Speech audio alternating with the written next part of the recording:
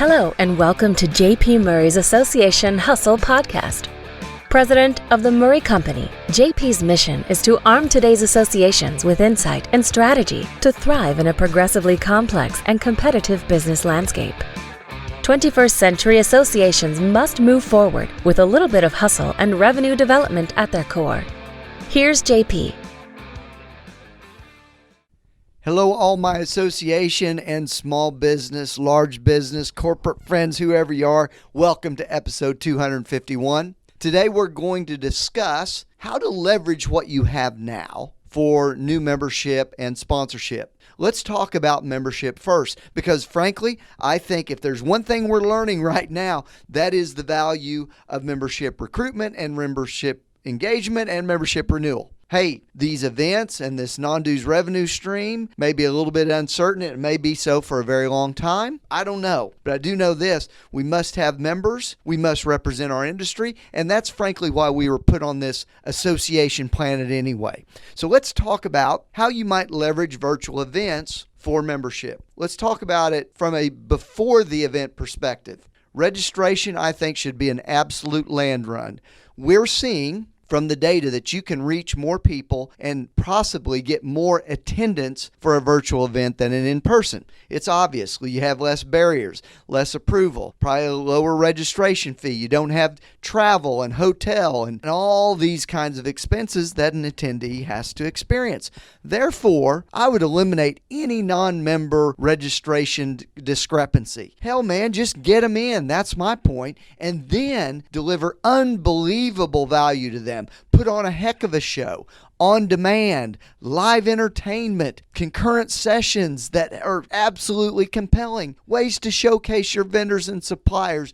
And you're going to turn that on not only for your members, but your non-members, and you're going to demonstrate how valuable and how much great information you get from this show. So eliminate the member, non-member discrepancy in terms of your registration fee. Just an idea. Let's talk about during the event. I'd like for you to think about how you structure your sessions and design some purposely with the intent on showcasing the value of the association and promoting those to your non-members.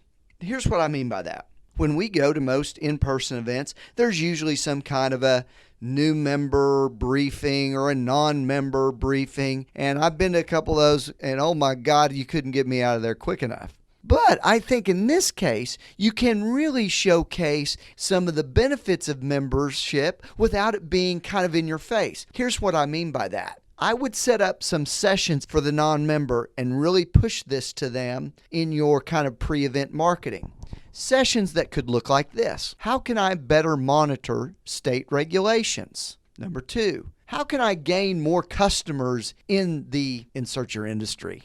Number 3, how do I connect with other companies virtually? Number 4, what's the latest data in industry and consumer trends? Number 5, how can I save money for my company now? See, all those things, those are the benefits or those are the end results of membership value. And if you can put those in concurrent little sessions and promote those actively before the event to your non-members, you're going to really kind of enhance the association portfolio. And by the way, because of the data in a virtual event, we know who's attending those sessions, and those are the people then we're going to sell membership to.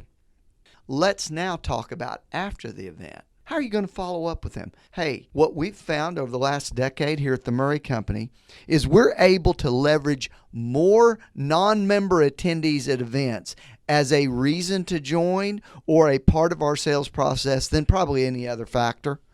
So let's do it here. Executives right now, because of the work environment many of our industries are in, are more accessible than ever before. Scheduling is much easier than it was. You just jump on a Zoom call or whatever it might be, and you can actually talk to people. You don't have to worry about where you're going to park. I got to drive into DC and I got to find somebody and all this stuff, man. It's all put away. Every single non-member should be called, not emailed, personally to learn about their experience during your virtual event. In many cases, it might be the first time they've ever participated, and use that as the wedge to start have a discussion. Hey, if you like this, maybe your company is going to enjoy all the membership services that we have to offer. Let's have a conversation, and let's see if that starts the conversion process. Let me give you a quick story about how to get more sponsors, because this is actually something that happened to me the other day. Every supplier in the industry should be invited to the unveiling of your new virtual meeting prospectus. Use a virtual event briefing to talk about the platform. Let me go through the steps. There are 6 of them. First, personal invitation for an exclusive briefing about marketing to the industry and signing up more clients.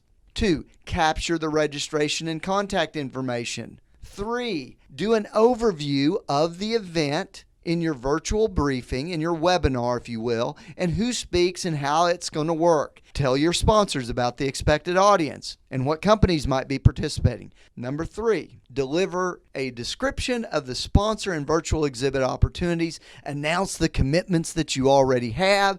Thank the sponsors that have already made their commitment to you or bought their sponsorships. It starts to kind of enhance and develop, a little bit of competition and demand. Then number 4 or number 5, where the heck we are, demo the platform. Show them if they're a sponsor where they might be listed. Demonstrate how their exhibit will be displayed. If you buy a premium, this is where people are going to see it. If you buy a regular booth, here's where they're going to show up. Then make clear who the prospect should contact to purchase their sponsorship or their exhibit package. Call every single attendee for that briefing. And you know why we can do that? Because we collected their registration information in advance. Here's what I learned when we did this with a client. We were able to follow up with every single attendee, but here was the real kicker. This was amazing.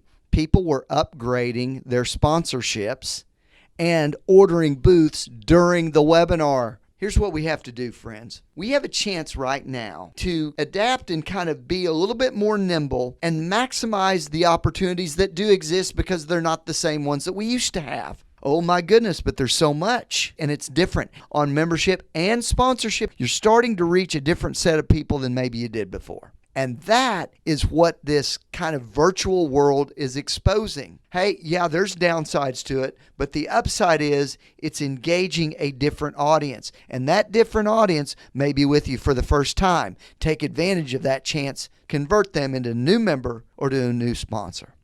Have a great day. Thanks for listening. Bye-bye. We hope you enjoyed this edition of J.P. Murray's Association Hustle Podcast. We'd love to connect with you. Check out our blogs at murraycompany.com and subscribe to our weekly newsletter. You can also connect with JP on LinkedIn and Twitter at JP Murray, as well as the Murray Company's Instagram and Facebook page. To purchase a copy of JP's book, Association Hustle, Top Strategies for Association Growth, go to jpmurray.com.